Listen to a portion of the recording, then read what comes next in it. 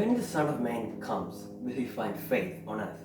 Luke chapter 18 verse 8. This is a good and interesting question that Jesus poses. He poses to each one of us and asks us to answer it in a very special and personal way. The answer is depending upon whether or not we have faith in our hearts. So what is my answer to Jesus? Presumably the answer is yes, but it is not just a yes or no answer.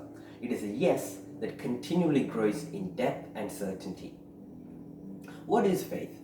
Faith is a response from each one of us to God, speaking in our hearts. In order to have faith, we must first listen to God speak. We must let Him reveal Himself to us within the depths of our conscience.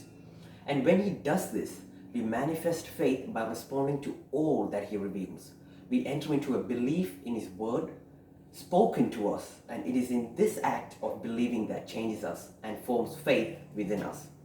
Faith is not just believing, it is believing in what God speaks to us. It is the belief in His every word and in His every person. Interestingly, when we do enter into the gift of faith, we grow in a certainty about God and all that He says to a profound degree. That certainty is what God is looking for in our lives and will be the answer to His question. Jesus speaks the same words to us today, the same words He spoke to His apostles before His ascension. He speaks to us today. Go into the world and proclaim the gospel to every creature. We are called to spread the good news of Jesus to all the world, to share the love, mercy, and presence of God to all those who are unaware of this reality. Following Jesus' final command to His apostles, we are called to bring the world to Jesus one person at a time. Most of the time, this happens in a subtle way in our everyday lives.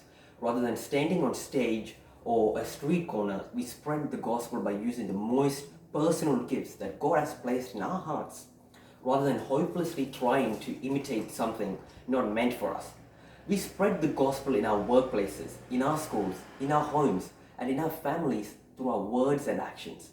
In a word, we spread the gospel through our example, through our Christ-likeness. As the church acting together and as individuals, we have a story to tell. We have the story of God's movement in our lives through the saving actions of Jesus Christ. The life and death and resurrection of Jesus is not just simply a story in the Bible. Rather, it's the story of our lives and the story what brings us life.